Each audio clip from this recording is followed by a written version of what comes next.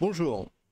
Donc pendant qu'il y en a qui regardent tranquillement les JO, en fait, j'ai regardé un peu en fonction de vos interventions et de vos commentaires, toutes les informations que je pouvais trouver sur la taxation des expatriés français, et j'ai découvert des choses qui font froid dans le dos. Mais je vous dis tout de suite, ça fait froid dans le dos aux expatriés, mais en fait, tout le monde doit se sentir concerné, c'est-à-dire que même les gens qui ne sont pas du tout expatriés en France, ça peut assez rapidement tourner au cauchemar. Et quand je dis cauchemar, je pèse vraiment mes mots. C'est pas putaclic du tout. J'en veux pour preuve le rapport d'information 2246, hein, qui était un rapport d'information au sujet de la taxation des expatriés, relative à l'impôt universel, hein. C'est bien ce que ça veut dire, on peut tourner ça comme on veut, mais tout le monde est vraiment concerné, il n'y a pas que les riches. Donc le truc, c'est que les partis politiques en fait qui ont été impliqués dans ce rapport, il y a LFI, donc maintenant NFP, et puis il y a aussi le MoDem, et il y a tout un tas de gens comme ça. Donc on voit que c'est en 2019. Donc ça peut paraître loin, seulement c'est quand même un des sujets importants qu'il y a sur qui est un des documents importants, très important, qui fait référence sur le sujet parce qu'on n'arrête pas d'en parler. Je vous rappelle, hein, c'est encore une fois proposé par Dominique Strauss-Kahn, PS, tendance droite quand même, repris par Nicolas Sarkozy, LR, puis Hollande, PS tendance aussi, on ne sait pas trop, puis Jean-Luc Mélenchon, je ne sais pas pourquoi ils n'ont pas mis son nom, son prénom, etc. Voilà, donc LFI, donc, et puis maintenant ça revient sur le tapis avec le NFP. Donc on comprend très bien que tout l'arc est concerné, d'autant plus que bah, ce sont des élus, mine de rien. Donc quelque part, ils savent très bien que la dette de la France, elle est devenue complètement insoutenable et aberrante, et donc qu'il va falloir payer. Donc voilà. Accessoirement, tous ces gens-là, on le voit bien dans le débat politique aujourd'hui, il n'y a pas d'interdit. Je veux dire par là, on dit peut-être, voilà, certains partis ne sont pas républicains, etc. Mais en fait, on voit bien que tout le monde y sont pour faire payer les impôts. Enfin, je veux dire clairement. Euh, donc, on va aller voir le point qui va vous faire dresser les cheveux sur la tête si vous en restez encore. Bah, si vous en restez encore, vous êtes concerné parce que ça veut dire que vous avez des enfants. Voilà. Voilà, nous y sommes. Alors, le titre du machin s'appelle la possibilité d'adapter une forme de prêt contingent fondée sur la nationalité. Donc, ce rapport-là, il faut bien comprendre une chose, c'est pas une loi, hein, c'est pas ce que je veux dire.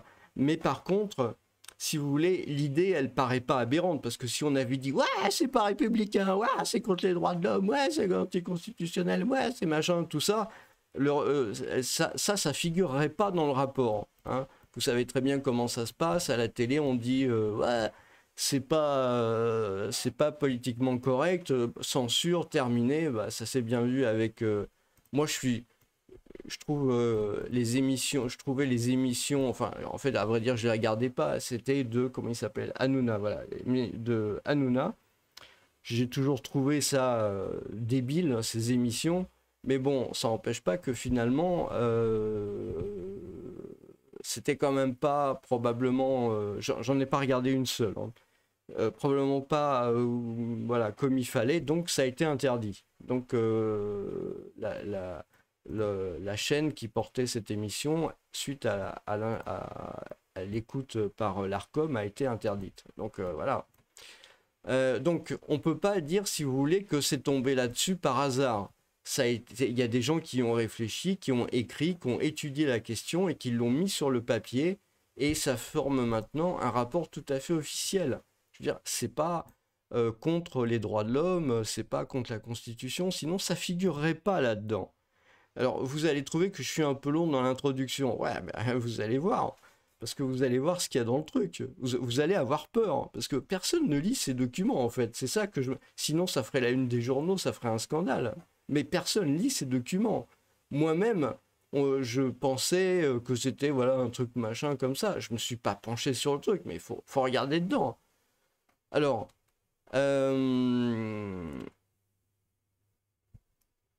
voilà. Alors, ce qu'il faut comprendre, quel est le système qu'on vous présente dans ce machin-là? La possibilité d'adapter une forme de prêt contingent fondée sur la nationalité. Alors, vous allez vous dire, vous qui n'êtes pas expatrié, ouais, super, on va taxer les expatriés. Ouais, mais c'est pas exactement ça, en fait.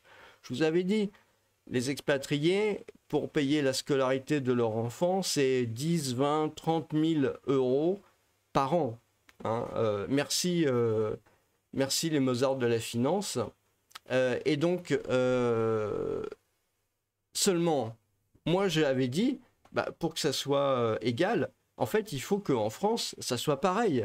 C'est normal, je veux dire, si vous voulez faire payer les impôts aux expatriés sur leurs revenus, il faut qu'ils bénéficient des mêmes services que l'État offre aux gens qui ne sont pas expatriés. C'est la moindre des choses.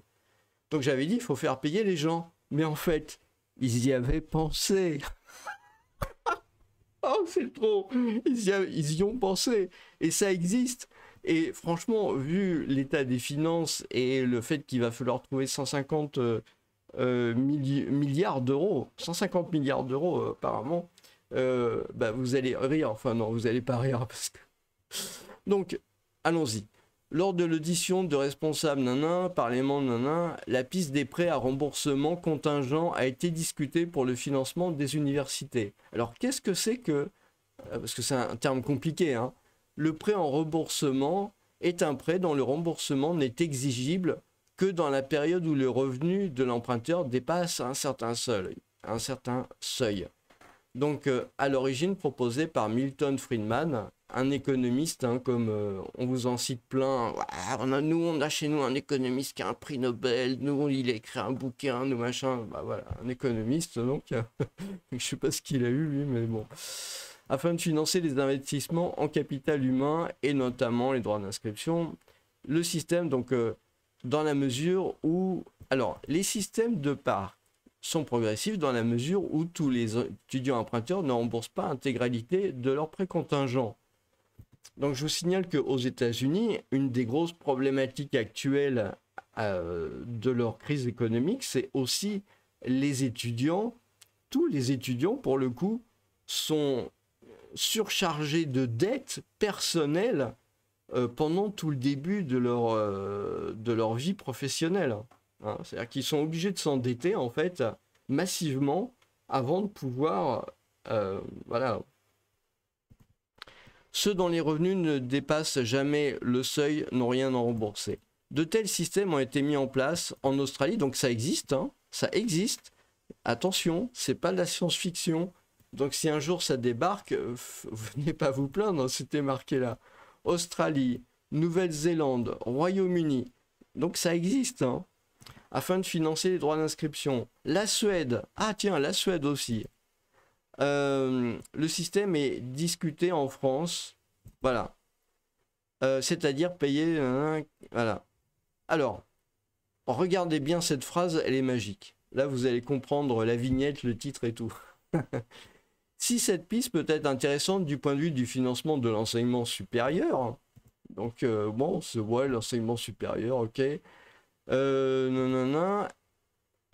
regardez ça.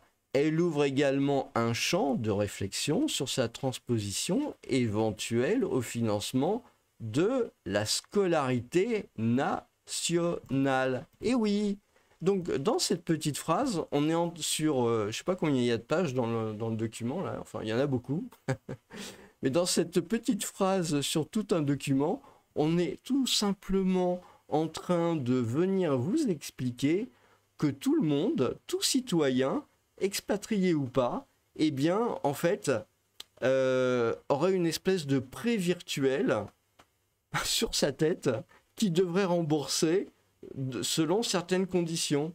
Alors on va dire, ouais, mais c'est pour les expatriés. Mais non, regardez bien.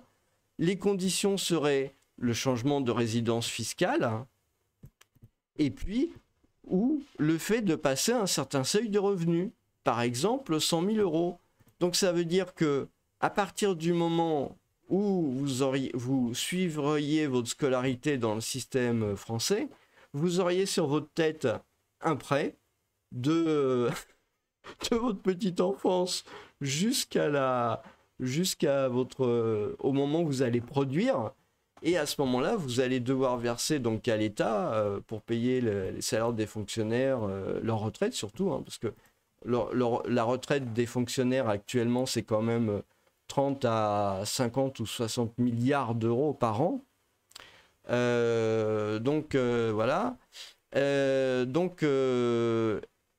Voilà, sa mise en œuvre, le prêt devrait être accordé par l'État et devrait rester fictif, fondé sur une valeur indicative et ne pas donner lieu à un versement sous forme numéraire.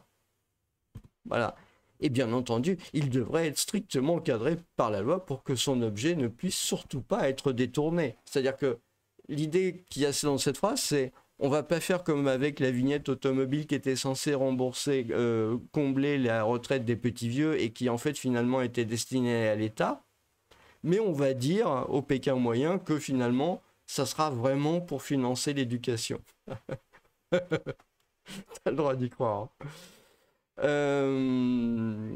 Ainsi, l'immense majorité des citoyens français ne seraient pas concernés par ce dispositif durant leur vie.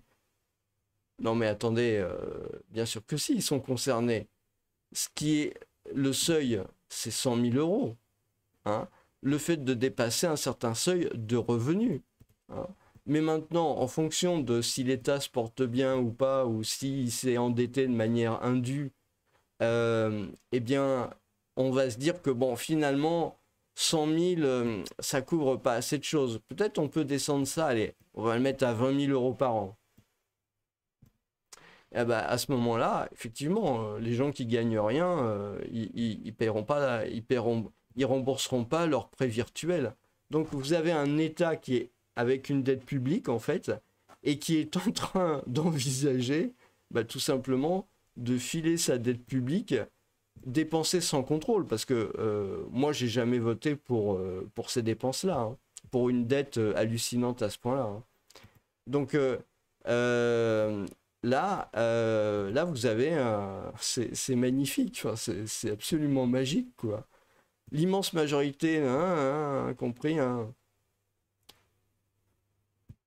y compris ceux qui ayant des raisons légitimes de changer de résidence fiscale.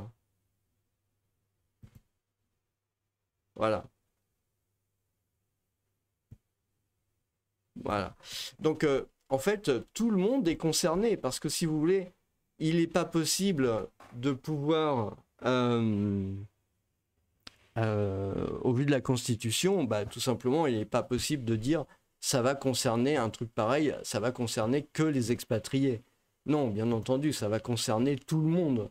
Donc, même si vous avez jamais mis un doigt de pied dehors, en dehors de la France de votre vie, eh ben, vous allez de toute façon, voilà, être dans dans ce cas-là. Donc, voilà. Bon, il se trouve que la personne, enfin, je veux dire, la personne qui a été à l'origine de ce rapport a été réélue avec les voix ou l'abstention de la droite, je crois, récemment en 2024. Hein, là, c'est en août 2024, donc je crois que c'était en juillet 2024. Donc la personne qui est à l'origine de ce rapport a quand même été, si vous voulez, réélu et a quand même pu retrouver un poste. Alors je crois que je sais pas si c'est le même poste de comment ça s'appelle, enfin voilà, plus ou moins comment c'est, mon chef de la commission, c'est pas chef de la commission, ou c'est rapporteur de la commission, ou rapporteur principal de la commission des finances, etc. Enfin, je crois qu'il a pu plus ou moins retrouver le poste avec l'abstention ou le vote, je sais pas, de LR. Ouais, c'est ça.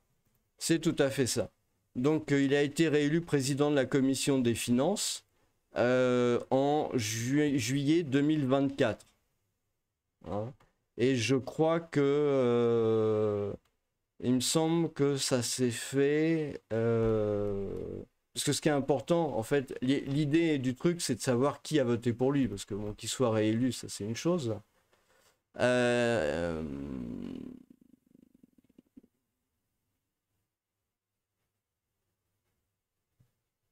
donc, a été réélu nouveau président, voilà, à l'issue d'une élection très serrée.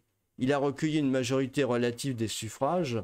Au troisième tour, 29 voix, devant sa concurrente de la droite républicaine. Cette dernière avait pourtant reçu le renfort des élus du camp présidentiel à l'opposition.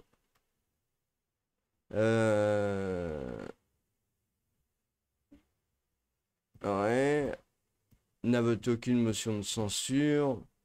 Voilà, donc il y a eu un truc, hein, il y a eu un truc. Donc si vous voulez,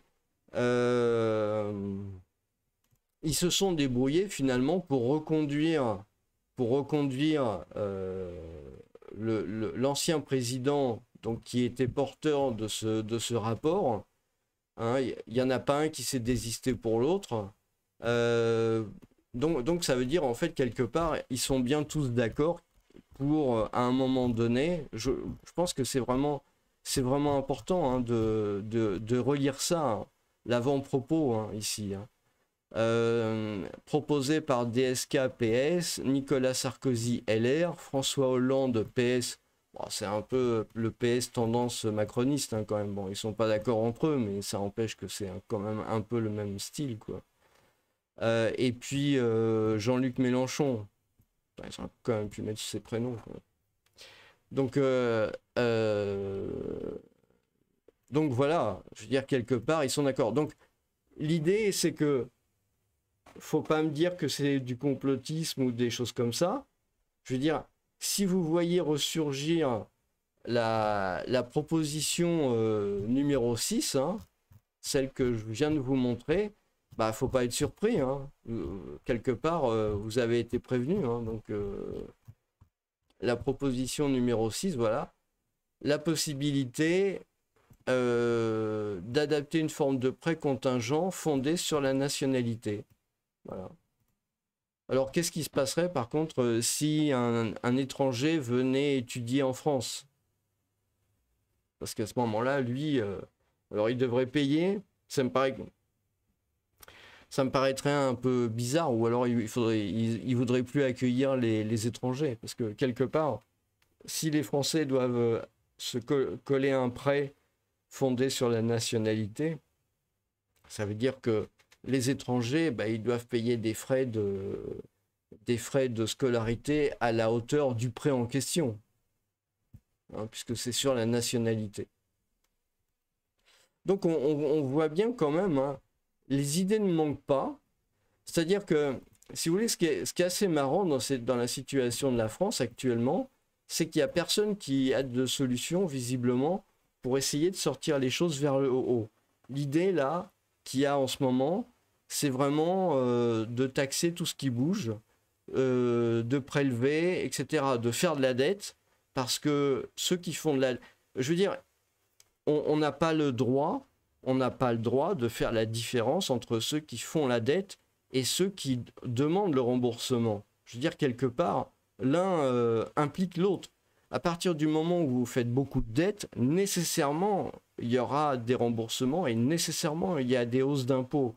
Donc, je veux dire, c'est un peu un travail main dans la main. D'un côté, on fait de la dette et de l'autre côté, eh ben, on tire les impôts. Et voilà, ça marche ensemble et ça marche bien comme ça. C'est pour ça d'ailleurs que l'État arrive à s'endetter sur les marchés financiers. C'est justement parce que l'État est capable de pouvoir ponctionner l'impôt. Si en France, l'État ne pouvait pas ponctionner l'impôt, du jour au lendemain, les taux d'intérêt monteraient de manière exponentielle, et là, ça serait catastrophique. Donc, c'est ça qu'il faut bien voir. le problème, c'est que cette situation, en fait, elle pourra pas durer 150 ans. Pourquoi? Parce que je pense qu'il y a suffisamment d'études qui l'ont montré, à force de vouloir euh, faire de la dette et prélever de l'impôt, bah, ce qui va se passer, c'est que pour le coup, les Français qui ont quand même du patrimoine, qui sont quand même riches hein, par rapport aux autres habitants, bah, finalement, ils vont finir par s'appauvrir. Et l'argent va aller de plus en plus vers les marchés financiers sous forme d'intérêts et ce genre de choses-là. Alors maintenant, on va dire, ouais, mais on va pas rembourser. Bah ouais, ok, mais dans ces cas-là, comment vous allez faire pour payer les fonctionnaires? Comment vous allez faire pour payer leur retraite? Faut voir là. J'ai été surpris, hein, j'ai vu, vous allez sur, je me rappelle plus quel site, on voit la retraite des fonctionnaires et ce qu'elle pèse dans le budget de l'État, c'est proprement juste hallucinant, quoi. Donc, en plus, je crois qu'il est question d'augmenter le nombre des fonctionnaires.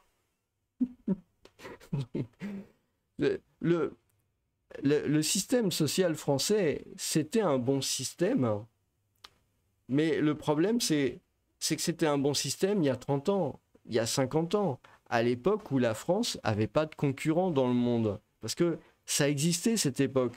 Il y en a qui disent ouais, c'est les boomers, ils ont pris tout l'argent. Non, c'est pas la question. La question, elle n'est pas là.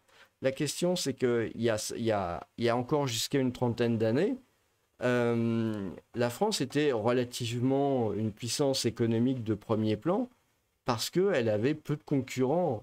Bon, évidemment, il y avait les autres pays développés, mais sinon, voilà. Mais dans les autres pays, en 2024, il y a une classe moyenne qui est en très forte progression, contrairement à chez nous d'ailleurs. En France, vous avez une paupérisation catastrophique des classes moyennes, qui sont d'ailleurs matraquées d'impôts. Enfin, je veux dire, clairement, justement, l'ascenseur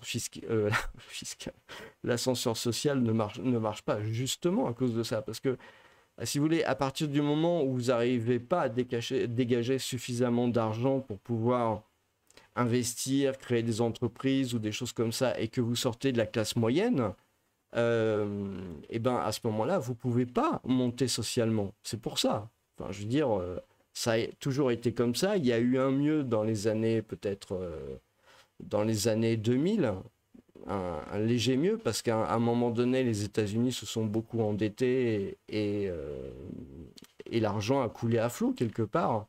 Mais cette époque est complètement terminée. Maintenant, vous avez des concurrents internationaux qui sont partout.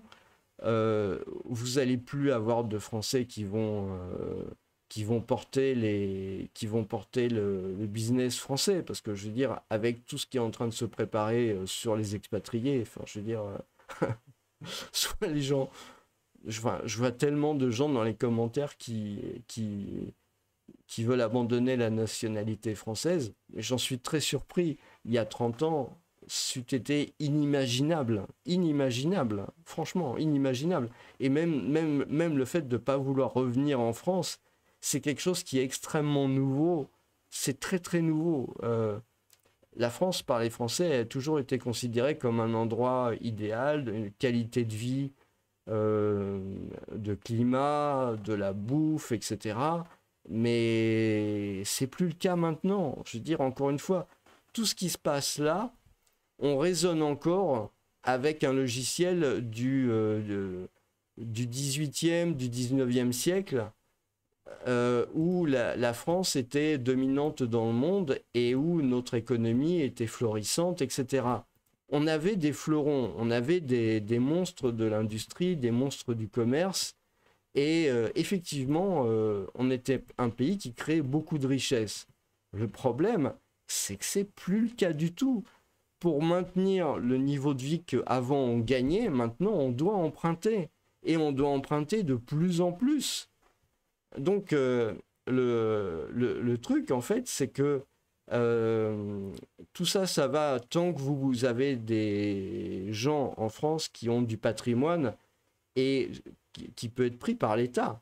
Mais le jour où l'État peut plus prendre le patrimoine, la fête s'arrêtera et les lampions de la fête s'éteindront, la musique s'arrêtera et la situation, elle sera guère plus enviable que celle de la Grèce ou de l'Argentine. Voilà où on en est. Et le problème qui est, qui est catastrophique, en fait, c'est que vous n'avez pas de politique alternative. C'est ça qui est inquiétant. C'est ça, en fait, le plus inquiétant. Parce qu'à la limite, on pourrait se dire, moi, une politique qui soit vraiment une politique de gauche me dérangerait pas nécessairement. Je veux dire, vous voulez nationaliser, vous voulez collectiviser, pourquoi pas? Mais quelque part, c'est des solutions, entre guillemets, bon, je suis de droite, hein, je vois. Mais c'est quelque part des solutions, on va dire, quelque part positives. Vous voyez ce que je veux dire? Alors que là, c'est juste aligner des mesures de taxation, quoi. Je veux dire, il n'y a rien d'autre. Alors oui, on va augmenter un peu les salaires, c'est vrai. On va augmenter un peu les salaires, mais si vous voulez augmenter les salaires, c'est juste un curseur financier. C'est jamais un truc qui a créé de la richesse. Vous allez augmenter les salaires, mais ça va se passer comme en 1981. Mitterrand est arrivé au pouvoir, il a fait exactement ça, hein. Il a augmenté les salaires. Ça a vécu pendant 2 ans, je crois. 83, il y a eu la sanction, et là, c'était terminé. Il fallait... ça s'est passé en plus petite échelle, parce que la France se portait quand même beaucoup mieux. Mais comme en Grèce, c'est-à-dire qu'à un moment donné, c'était la fin de la partie. Et là, pour le coup, du jour au lendemain, moi, j'ai vu tous mes collègues, hein, j'étais salarié à l'époque. Enfin, ouais, non.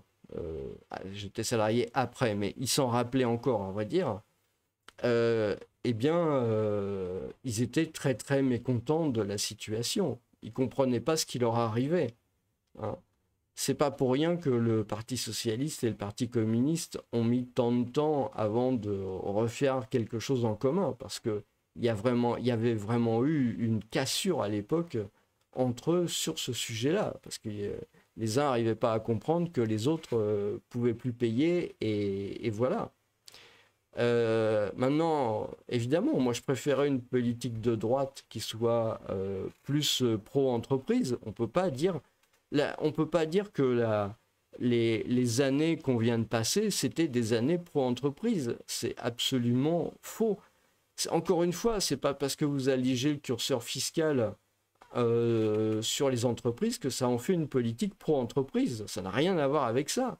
Je veux dire, le problème des PME, c'est qu'elles crèvent sous les paperasses administratives. À la limite, ça n'a rien à voir avec la fiscalité. C'est juste des paperasses qui s'accumulent, des choses qui prennent un temps inutile, et donc qui met tout le monde dans le mur. Mais il n'y a pas que ça, en fait, il y a tout un tas d'autres choses.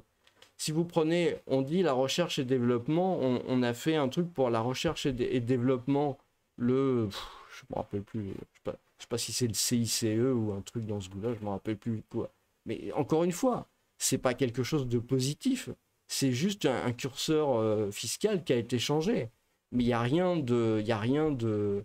À l'époque, pour donner un exemple positif, pour le coup, hein, pour pas parler non plus trop négativement, à l'époque, quand De Gaulle et Pompidou ont relancé l'industrialisation de la France, ils ont lancé... Bon, il y a eu le programme de calcul informatique, et c'était pas une réussite, mais au moins c'était un programme. Il y a eu les centrales nucléaires, il y a eu le TGV, il y a eu en fait toutes les grandes inventions qui nous ont porté pendant 50 ans, que les autres en fait ont utilisées, mais n'ont pas fait de choses vraiment avec ça. C'est-à-dire qu'ils ont juste profité des rentes de ce qui avait été décidé auparavant. Et donc, mais maintenant, on arrive au bout de ça. On arrive au bout des rentes qui ont été mises en place par De Gaulle, par Pompidou, il y a 50 ans, ou plus, ou moins. Enfin, il y a longtemps, quoi. Donc voilà. Et le débat qui se passe pour en venir aux expatriés, et puis même aux non-expatriés, moi je vous dis une chose, hein, le débat qu'il y a en ce moment autour de la taxation des expatriés français, c'est un débat, en fait, qui est un débat précurseur de ce qui va se passer sur la taxation, pour le coup, de tous les citoyens français. Et puis, les gens qui n'ont pas beaucoup d'argent, moi je comprends.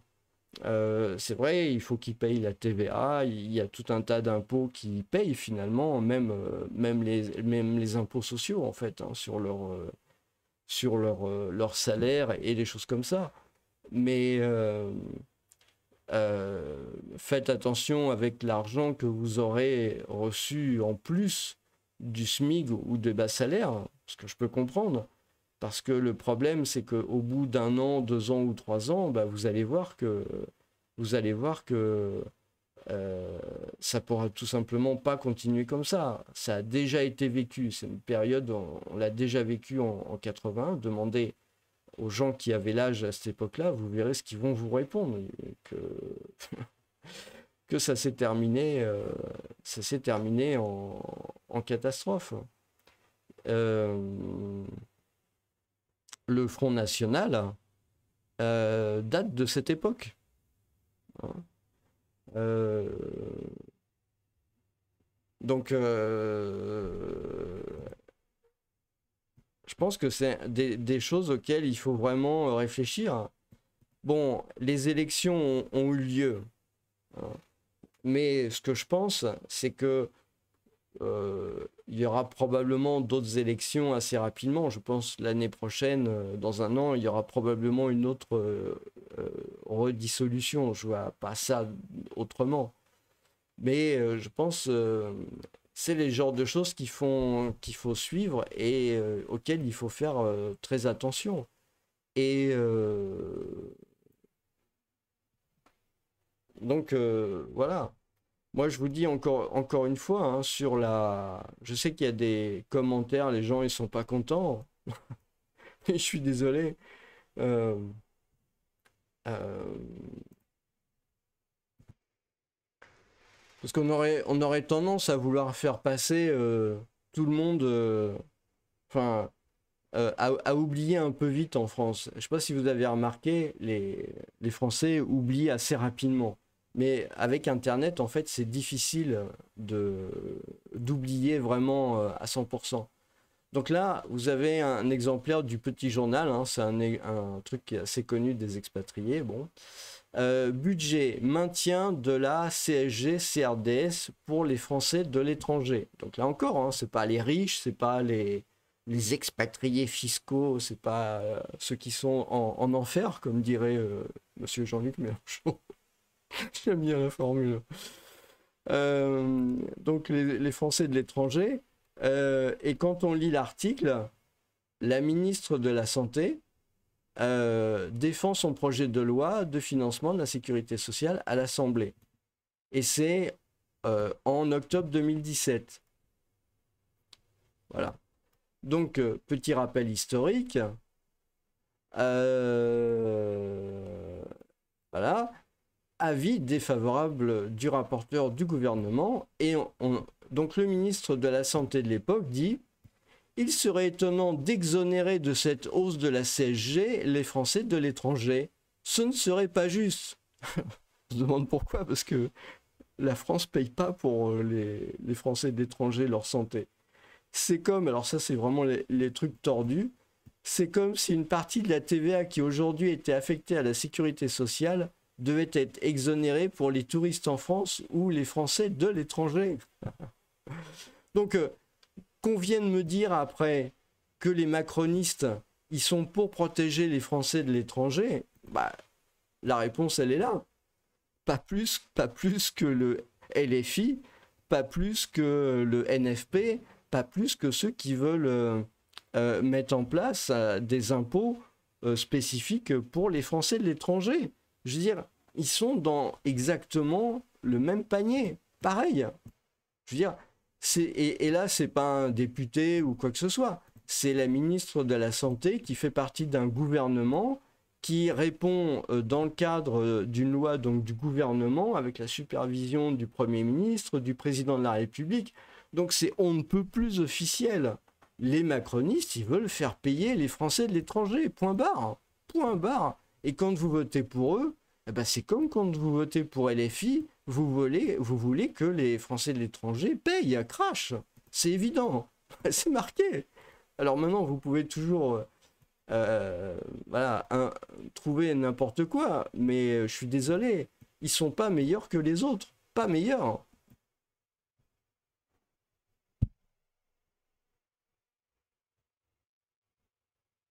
Donc, donc voilà où on en est, voilà où on en est. Et donc, pour en revenir à cette histoire de prêt, eh ben, les Américains doivent payer leurs universités et tout le monde se dit en France, oh, c'est quand même pas comme aux États-Unis. Ah ouais, mais faites attention, hein, parce que si un jour vous avez un prêt virtuel qui vous est plaqué sur la tête parce que vous êtes français et parce que c'est comme ça, eh ben, vous comprendrez ce qui se passe un peu aux États-Unis, quoi. Et le jour où vous allez gagner, bon, évidemment, encore une fois, un certain seuil de revenus, 100 000 euros. Ben, c'est quoi un certain seuil de revenus quand on y réfléchit un peu? C'est quand vous êtes célibataire, c'est assez clair. Mais d'ailleurs, les choses pour lesquelles vous avez fait les études, c'est pas nécessairement ce qui vous ramène des revenus. Je veux dire, si vous avez des revenus parce que vous avez acheté des actions Mickey, ça n'a rien à voir avec votre éducation. Si vous êtes médecin, à la limite, ça peut se comprendre. Vous avez fait des études de médecine, vous utilisez les connaissances que vous avez acquis dans le cadre de la médecine, mais là, hein, donc déjà, il y a cette question-là. En plus, 100 000 euros. Mais oui, mais 100 000 euros, c'est pour un célibataire, parce que les revenus, vous les déclarez en couple. Donc si vous êtes marié, ça se passe comment? Quand madame et monsieur gagnent 51 000 euros par an, bah, à ce moment-là, ils doivent rembourser leur prêt de scolarité. Bah, faites attention avec qui vous vous mariez.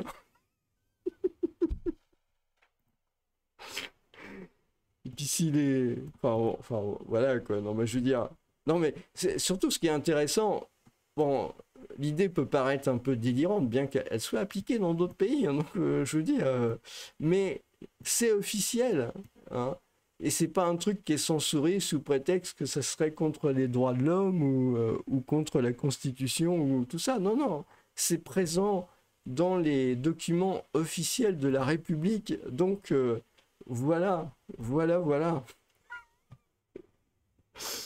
Voilà.